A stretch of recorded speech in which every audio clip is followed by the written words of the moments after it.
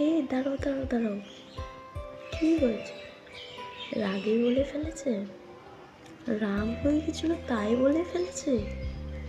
এরপর তো হাতও তুলে নেবে। ও কি হবে, রাগে তুলে নিয়েছে, তুমি পারবে?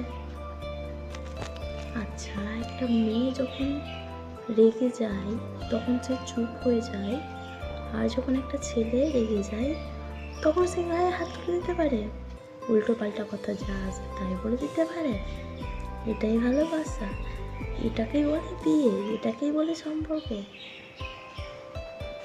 আরে একটু বুদ্ধি, এখনকার দিনে একটু বুদ্ধিটা তো অ্যাটলিস্ট করো, নিয়ে চলো নিজের বুদ্ধিটাকে নিয়ে। কেন, তুমি কি একটা রাস্তায় পড়ে থাকা বস্তা যে তোমাকে আসবে, এসে মেরে দেবে, গাল দিয়ে দিবে, উল্টো পাল্টা কথা বলে দিবে, ওটা নিয়ে তুমি থাকবে কেন?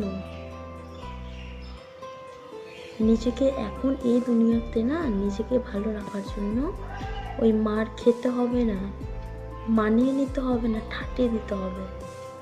এই জেনারেশনে কেন মেনে নেবে? হ্যাঁ আচ্ছা, রাগ হয়েছে, একটু চেঁচাতেই পারে, আমারও রাগ হয়েছে, আমিও চেঁচাতে পারি, তাই বলে উল্টো পাল্টা গাল, যা বলবে তাই শুনতে হবে কেন? নিজের জীবন নেই, নিজেকে নিয়ে ভাবা যায় না কেন? আমাকে সবসময় অন্য কারো কথা, তোমাকে কেন সবসময় অন্য কারো কথা শুনতে হবে? সে তো তুমি অনেক কিছু করতে পারবে, কেন করো না? ওই কেন করে বারবার? বি কেয়ারফুল, এখন এই দুনিয়াতে নিজেকে ভালোবাসো, নিজের থেকে বেশি কাউকে নিজের উপর রেখে দিও না, না হলে তোমাকে সেই পায়ের তলে পড়ে থাকতে হবে, কখনো কারো মাথায় উঠতে পারবে না। আর মাথার ওঠা দরকার কি? নিজে খেটে খাও, নিজে করো, পারলে বাড়ির লোকের কাজ করো, দিয়ে সেখান থেকে টাকা ইনকাম করে নিজের মতো থাকো, কিন্তু অন্যের পায়ের ধুলো হয়ে থেকো না।